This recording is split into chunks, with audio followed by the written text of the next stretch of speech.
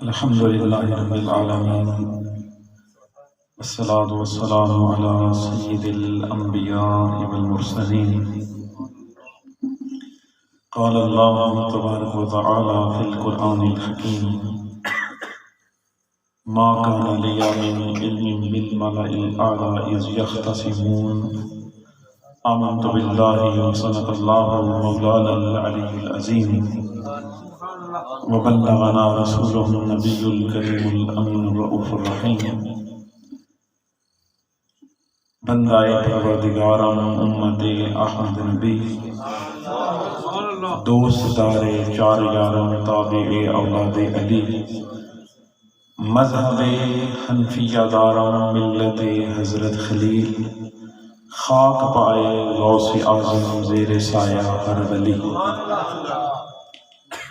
صدیق اکس حسن کمال محمد است، فاروق ذل جاہ و جلال محمد است، عثمان جائے شمع جمال محمد است، حیدر بہار باغ خصال محمد است. بلغ العلا بکمالہ کشف الدجا بجمالہ، حسنت جمیع خصالہ صلوا علیہ وآلہ. ان اللہ وملائکتہ یصلون علی النبی یا ایھا الذین آمنوا صلوا علیہ وسلموا تسلیما. تمام آقا پڑھیں: اللہم صل علی سیدنا مولانا محمد وعلى آل سيدنا مولانا محمد النبي الأمي وعلى آله وصحبه وبارك وسلم. انشاءاللہ العزیز پورے 9:45 پر گفتگو سمیٹ میں جائے گی، لیکن جو معروضات ہیں ان کو شروع کرنے سے پہلے میں شکر گزار ہوں علی بھائی کا اور اسٹیج کی تمام جلوہ فروز شخصیات، علماء کرام، نعت خوانان رسول صلی اللہ علیہ وآلہ وسلم اور آپ تمام عوام کے آپ تشریف لائے. حضور صلی اللہ علیہ وآلہ وسلم آپ کا آنا، ہم سب کا یہاں آنا، بیان کرنا، سننا سنانا اپنی بارگاہ میں قبول و منظور فرمائے. حضرت امیر خسرو رحمۃ اللہ تعالی علیہ آپ کے ایک شعر سے گفتگو کا آغاز کرتا ہوں، لیکن اس سے پہلے جتنے آپ تشریف فرمائیں، بالکل مختصر وقت ہے. حضور نے ارشاد فرمایا: نیت المؤمن خیر من عمل، مومن کی نیت اس کے عمل سے برتر ہے. یہاں آپ ایک پختہ نیت ابھی دل کے اندر کریں کہ جو بھی گفتگو ہوگی حتی الوسع پوری کوشش سے انشاءاللہ العزیز میں اس پر عمل کرنے کی کوشش کروں گا. انشاءاللہ العزیز جب آپ ارادہ کریں گے اللہ تبارک و تعالی کرم فرمائے گا اور انشاءاللہ اس پر عمل کرنا بھی آسان ہو جائے گا. لیکن محفل میں آنے سے پہلے اور محفل سے جانے کے بعد، یعنی اس دروازے میں کے ذریعے یہاں آنے سے پہلے اور جانے کے بعد انسان کا دامن اسی طرح صاف ہو، تو اس کا مطلب یہ ہے کہ ہم محفل کے اندر پہنچے، کچھ چیزیں جو لنگر وغیرہ یا کوئی بھی وہاں پر چیز ایسی تھی وہ ہم نے لے لی، لیکن محفل کی روح کو ہم نہ پا سکیں. میری آپ آواز سے گزارش ہے کہ اس چیز کو کہ جو بھی بیان ہو انشاءاللہ العزیز پوری کوشش، پوری جدوجہد، پوری تگدو، پوری جان فشانی سے انشاءاللہ العزیز ان معروضات پر عمل کرنے کی کوشش کروں. حضرت امیر خسرو رحمۃ اللہ تعالی علیہ فرماتے ہیں عیدگاہ ماں اونچائے تو، یا رسول اللہ میری عیدگاہ آپ کا کوچا ہے، انبساط عید دیدن روئے تو، یا رسول اللہ آپ کے چہرہ مبارک کو دیکھ لینا یہ میرے لیے عید کی خوشیاں ہیں۔ میری عیدگاہ آپ کا کوچا ہے، جب آپ کے در اقدس پر خسرو پہنچ جاتا ہے تو اسی طرح سمجھتا ہے کہ خسرو عیدگاہ کے اندر پہنچ گیا ہے۔ وَإِنْبِسَاطِ عید دیدن روئے تو، یا رسول اللہ آپ کے چہرہ اقدس کو دیکھنا یہ خسرو کے لیے عید کی خوشیوں کی طرح ہے۔ اور آگے یہاں پر اختتام نہیں کرتے، اپنی محبتوں کو مزید دوام کی طرف، عروج کی طرف لے جاتے ہوئے فرماتے ہیں 100,000 عید قربانت کو نم، یا رسول اللہ خسرو آپ پر عید ہزاروں عیدیں قربان کر دیں۔ ہلال ماں خم ابروئے تو، یا رسول اللہ آپ کے جو ابرو کا کنڈل ہے یہ جب نظر آ جاتا ہے تو خسرو عید کا چاند سمجھ لیتا ہے۔ ہم حضور کی محبت کے لیے یہاں جمع ہیں۔ حضور کی محبت انسان سے قربانی مانگتی ہے، حضور کی محبت انسان سے انسان کی خواہشات کی جدائی مانگتی ہے، حضور کی محبت انسان سے قربانیاں چاہتی ہے۔ اب مثال کے طور پر میں گھر کے اندر بیٹھا ہوا ہوں، کوئی اس طرح شرعی مجبوری نہیں ہے، مؤذن نے اذان دے دی، میں اپنے گھر اہل و عیال کے ساتھ، بیوی بچوں کے ساتھ، اپنے دوست احباب کے ساتھ بیٹھ کر باتیں کر رہا ہوں۔ اب حضور کی محبت انسان کو آ کر جھنجھوڑتی ہے، ارے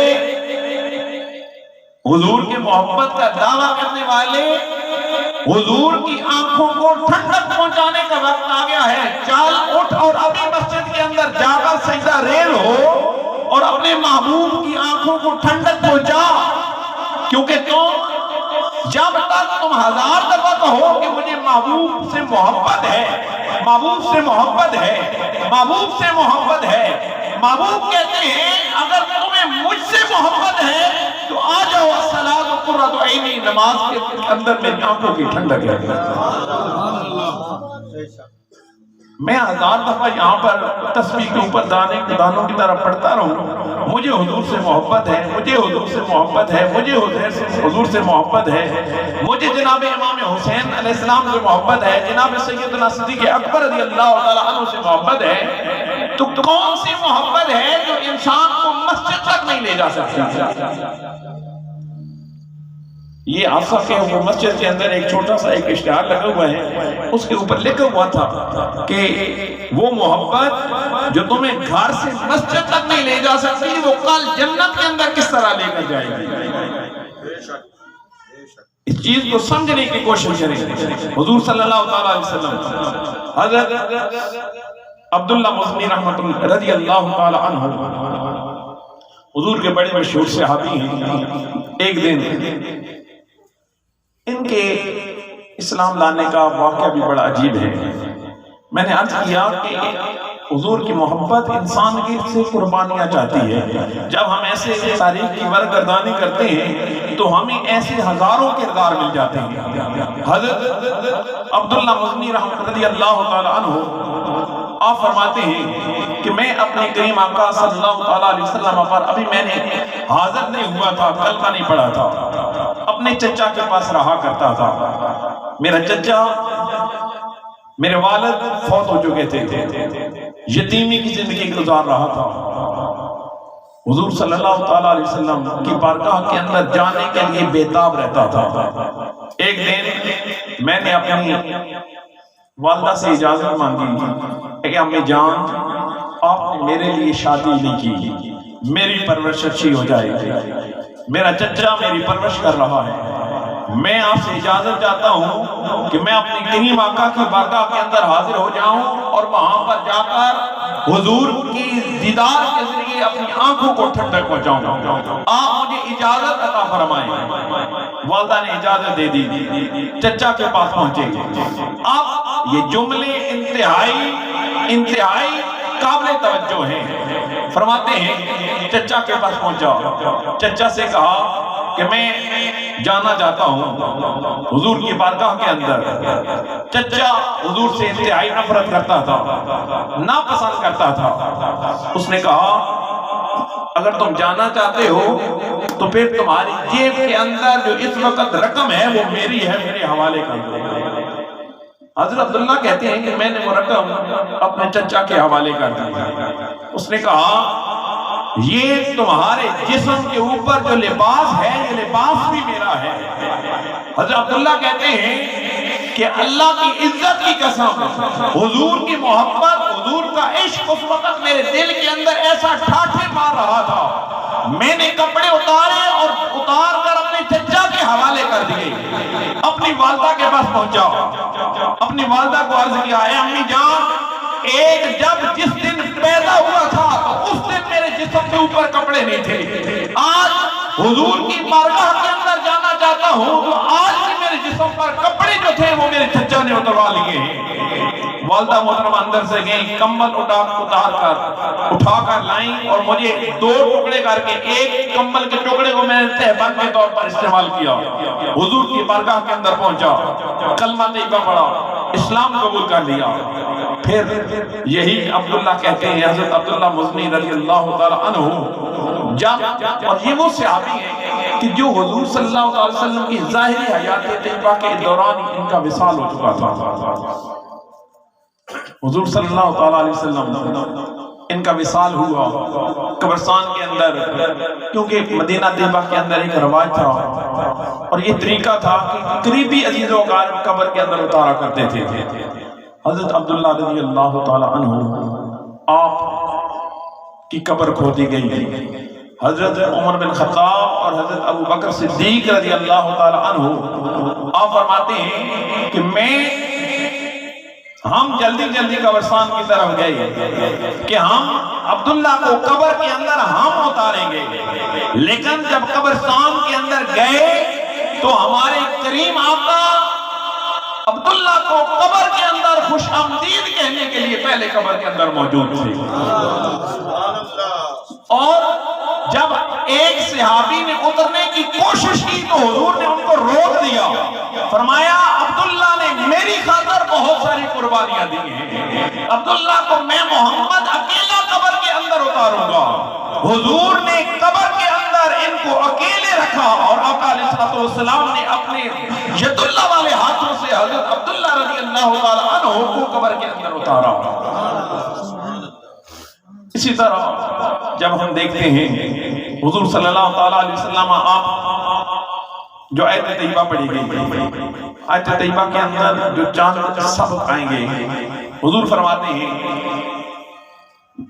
نصف فی صلاتی کہ ایک دن حضور صلی اللہ تعالی علیہ وسلم آپ فرماتے ہیں کہ ایک دن حضرت معاذ بن جبل رضی اللہ تعالیٰ عنہ اس حدیث پاک کے راوی ہیں کہ میرے کریم آقا صلی اللہ تعالیٰ علیہ وسلم فجر کی نماز کے وقت قدر لیٹ مسجد میں آئے. ہم انتظار کرتے رہے. حضور صلی اللہ تعالیٰ علیہ وسلم نماز فجر کی ادائیگی کے بعد حضور نے ارشاد فرمایا الا مصافکم, اپنی صفوں کے اندر بیٹھے رہو. ہم بیٹھے رہے. حضور نے نماز فجر ادا کرائی. نماز فجر کے بعد آقا کریم صلی اللہ تعالیٰ علیہ وسلم مخاطب ہوئے. فرمایا آج رات بڑا عجیب معاملہ ہوا. میں آج رات کے جو معاملہ ہوا میں اس کے بارے میں تمہیں آگاہی دیتا ہوں. فرمایا انی قمت اللیلۃ فقمت وقد صلیت ما قدر لی. آج رات میں رات کو اٹھا وصلیت ما قدر لی, اللہ نے جتنی میرے مقدر میں لکھی تھی اتنی میں نے نماز ادا کی تھی. ونعست فی صلاتی, نماز کے اندر ہی مجھے اونگ آ گئی. حتی استثقلت, یہاں تک کہ مجھے بوجھل کون سا محسوس ہونے لگا. وہ بوجھل پن محسوس ہونے لگا، اور اللہ تبارک و تعالی نے امام عبد الوہاب شعرانی رحمۃ اللہ تعالی علیہ نے الیواقیت والجواہر کے اندر لکھا کہ حضور کو 34 دفعہ خواب کے اندر اللہ تعالیٰ کی زیارت کا شرف حاصل ہوا۔ ان 34 میں سے ایک موقع یہاں آ گیا، فرمایا وَنَعَسْتُ فِي صَلَاتِي، نماز کے اندر ہی مجھے اونگ آ گئی، فَإِذَا أَنَا بِرَبِّي تَبَارَكَ وَتَعَالَى فِي أَحْسَنِ صُورَتٍ، کہ میرے رب کریم نے مجھے خواب کے اندر اپنا دیدار عطا فرما دیا۔ فَإِذَا أَنَا بِرَبِّي تَبَارَكَ وَتَعَالَى فِي أَحْسَنِ صُورَتٍ، انتہائی حسین و جمیل صورت کے اندر میں نے اپنے رب کا دیدار کرنے کا شرف حاصل کیا۔ میرے رب نے مجھ سے پوچھا یا محمد، قلت لبیک وصادیک، میں نے عرض کیا رب الجلال میں حاضر ہوں۔ میرے رب نے مجھ سے پوچھا یا محمد فیما یختصم الملأ الاعلی، مجھے بتاؤ کہ یہ ملأ اعلیٰ جو ہیں یہ کس چیز کے بارے میں آپس میں بحث کر رہے ہیں؟ میں نے عرض کیا قلت لا ادری، اے میرے رب میں از خود نہیں جانتا، اگر تو مجھے اطلاع دے دے تو پھر میں جان جاؤں گا۔ فوضع کفہ بین کتفی فوجدت برد اناملہ بین ثدی، فرمایا میرے رب نے اپنا دست قدرت میرے ان دونوں کندھوں کے درمیان میں رکھا۔ وضع کفہ، رب ذوالجلال نے اپنا دست قدرت میرے دونوں کندھوں کے درمیان میں رکھا۔ فوجدت برد اناملہ بین ثدی، اور میں نے اس کی ٹھنڈک اپنے سینے کے اندر محسوس کر لی۔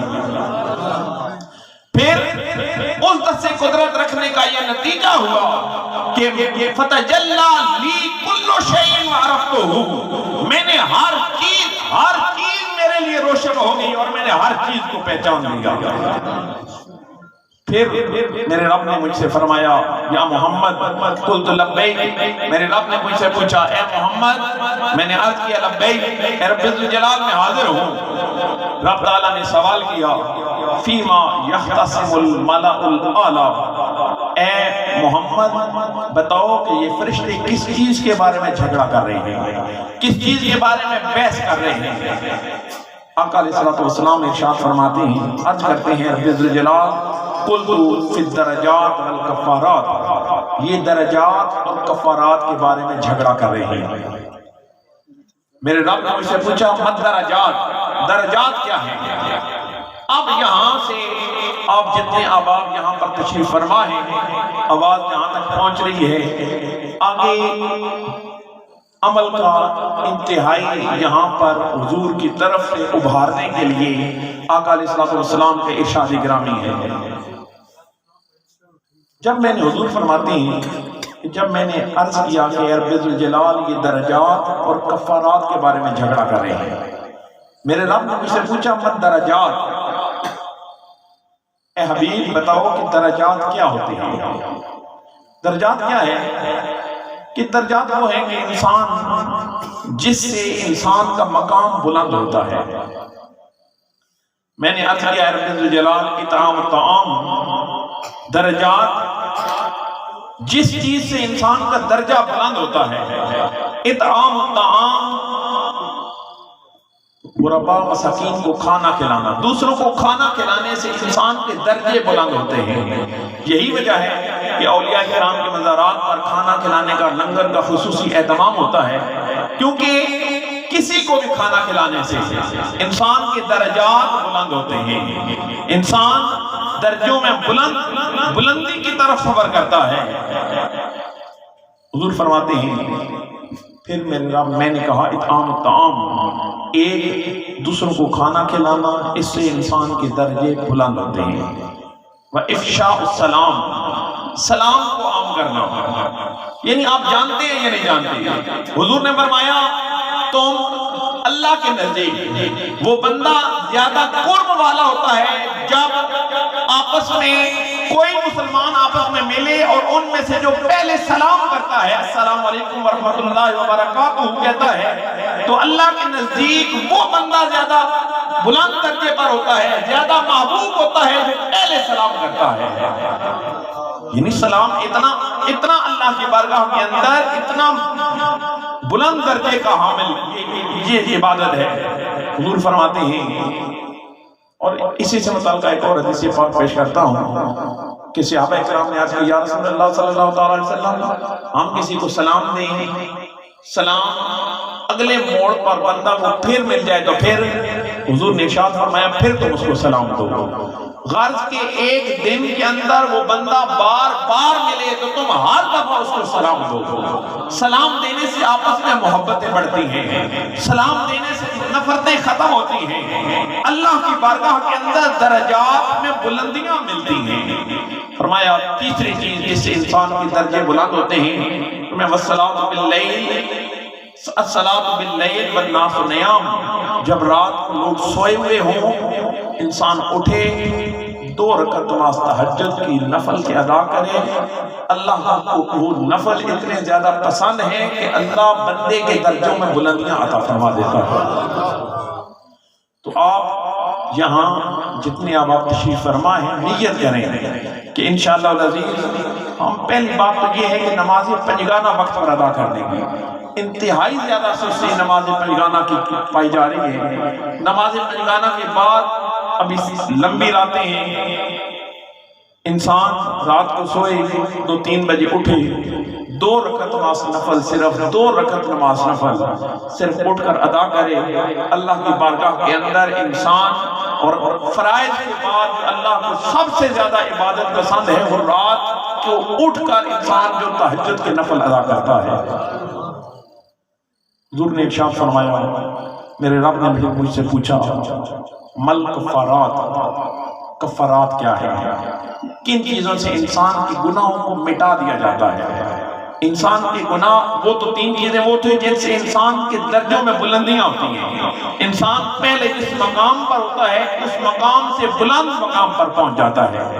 لیکن اب حضور فرماتے ہیں مل کفارات، میرے رب نے مجھ سے پوچھا مل کفارات کیا ہیں، کون سی چیزیں انسان کے گناہوں کو مٹانے کا سبب بنتی ہیں. تو میں نے عرض کیا اے رب الجلال الوضوء فی المکارہ، یہ تینوں چیزیں نماز سے تعلق رکھتی ہیں. جو بندہ نماز پنجگانہ پڑھے گا انشاءاللہ العزیز تینوں چیزیں یہ جو انسان کے گناہوں کو مٹانے کا سبب بنتی ہیں انشاءاللہ یہ تینوں چیزیں اس کو حاصل ہو جائے گی.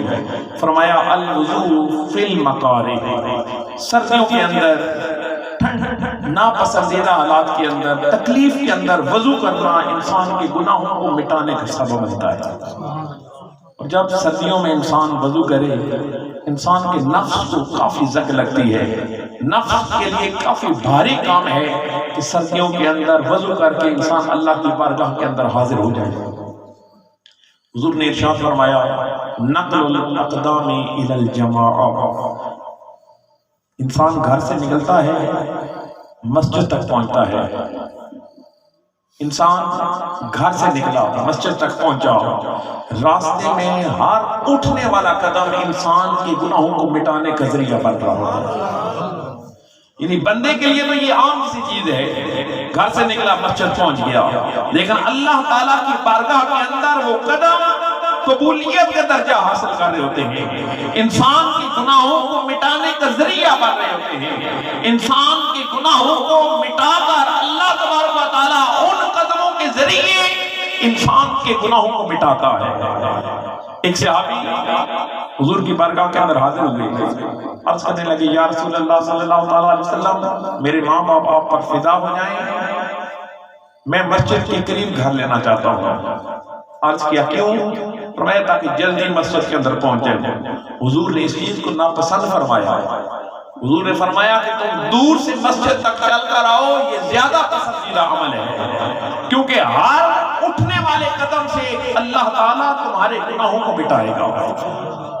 اور یہ قیامت تک کے لیے آقا علیہ الصلوۃ والسلام کے امتیوں کے لیے یہ انعام موجود ہے. حضور نے ارشاد فرمایا جو تیسری چیز جو انسان کے گناہوں کے مٹانے کا ذریعہ بنتی ہے، فرمایا انتظار الصلاۃ بعد الصلاۃ، ایک نماز کی ادائیگی ہوئی اگلی نماز کا انسان انتظار کرنے لگا. نماز ظہر ادا کی، نماز ظہر کی ادائیگی کے بعد انسان نماز عصر کا انتظار کرنے لگا کہ کب وقت ہو. ٹائم دیکھتا ہے انسان، وقت بار بار دیکھتا ہے کہ کب نماز عصر کا وقت ہو اور میں اپنے رب کی بارگاہ کے اندر سجدہ ریز ہو جاؤں. کب نماز عصر کا وقت ہو اور میری پیشانی اللہ کی بارگاہ کے اندر جھکنے کی سعادت حاصل کرے.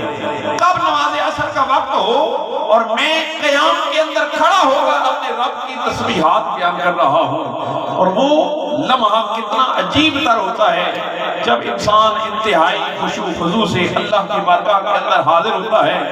انسان کی پیشانی سجدے کے اندر موجود ہوتی ہے اور انسان کہہ رہا ہوتا ہے سبحان ربی الاعلی، سبحان ربی الاعلی، میرا رب بلند ہے، سبحان ربی، میرا رب پاک ہے، اعلیٰ جو سب سے بلند ہے. وہ اللہ کی بارگاہ کے اندر یہ کلمات اتنے پسند ہیں. یہ کلمات حضرت سیدنا علی کرم اللہ وجہ الکریم آپ ارشاد فرماتے ہیں جب میں یہ چاہتا ہوں کہ میرا رب مجھ سے کلام کرے،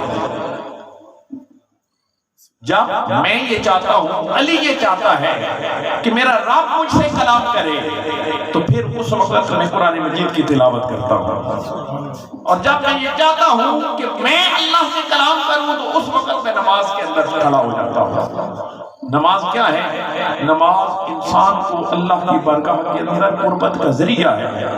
نماز کو سمجھنے کی کوشش کریں کہ نماز کتنی بلند تر چیز ہے، انسان کو کہاں سے کہاں تک پہنچا دیتی ہے، انسان کو اللہ تعالیٰ کے نزدیک کتنا مقام قرب دلاتی ہے. نماز یہ انسان کو اس دنیا کے اندر کما حق ہو اس کی اہمیت سمجھ نہیں آ سکتی. لیکن حضور صلی اللہ تعالیٰ علیہ وسلم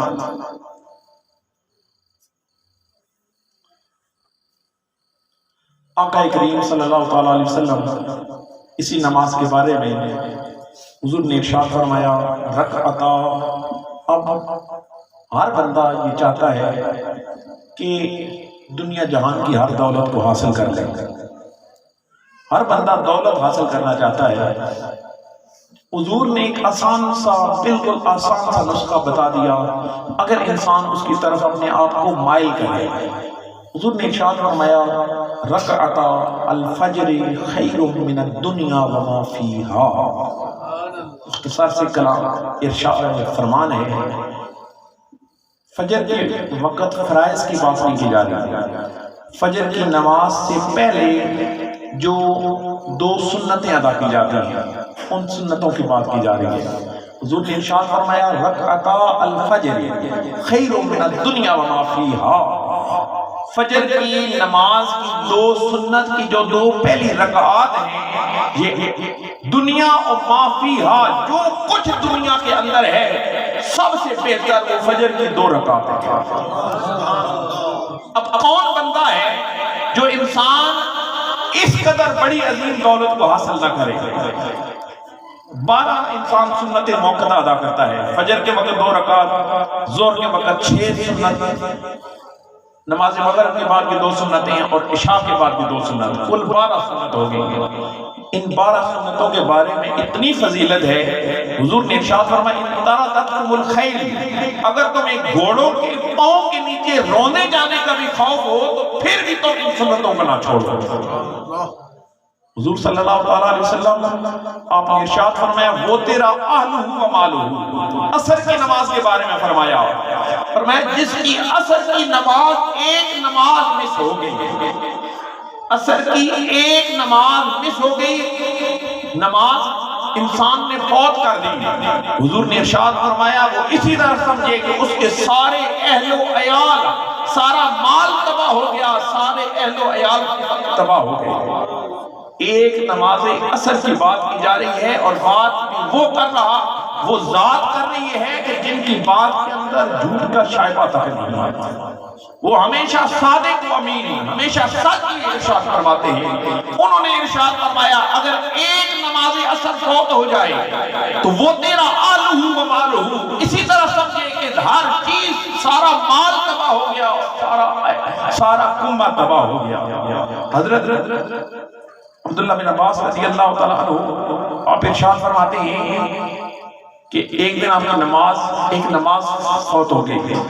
آپ نے ارشاد فرمایا عزیز و اقارب فوت ہو جاتے ہیں تو لوگ ایک دوسرے کے پاس افسوس کرنے جاتے ہیں، آج میری نماز ایک نماز رہ گئی ہے جو اپنے وقت سے ہٹی، ایک نماز صرف۔ فرمایا کوئی میرے پاس افسوس کرنے نہیں آ رہا۔ حالانکہ جو عزیز و اقارب کو فوت ہونے کا وقت ہوتا ہے وہ تو اپنے وقت پر فوت ہوتے ہیں، وہ تقدیر کے اندر جو عمر لکھی ہوئی ہوتی ہے وہ عمر پوری کر کے جا رہے ہوتے ہیں، لیکن لوگوں میری نماز قضا ہو گئی اور میرے پاس بندہ افسوس کرنے کے لیے نہیں آیا۔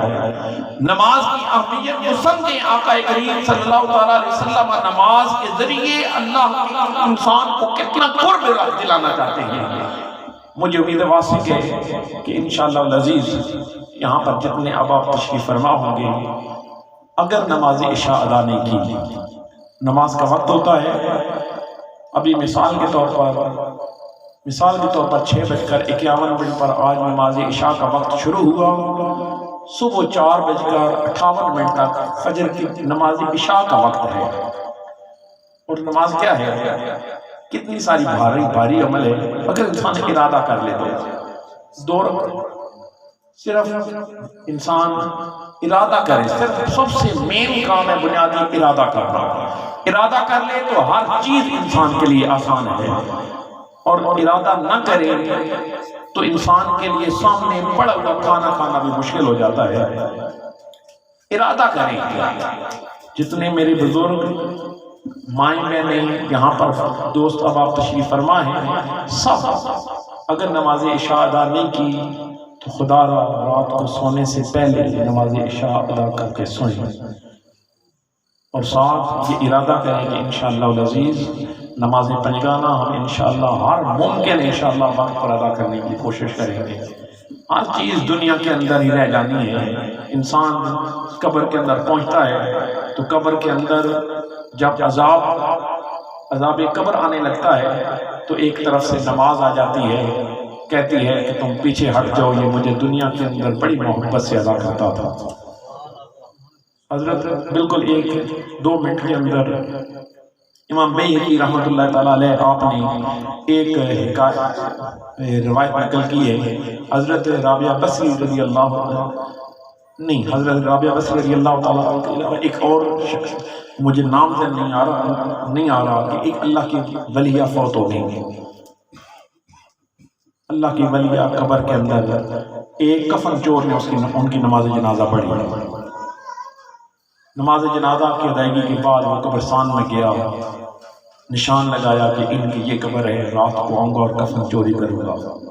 آپ فرماتے ہیں وہ گیا، رات کو قبر کھودی، قبر کھود کر ایک طرف سے وہ جو کچھ بھی اینٹیں سیل یا جو پڑا ہوا تھا ہٹایا، قبر کے اندر ہاتھ ڈال کر کفن پکڑنے لگا تو اندر سے کسی نے ہاتھ پکڑ لیا، فرمایا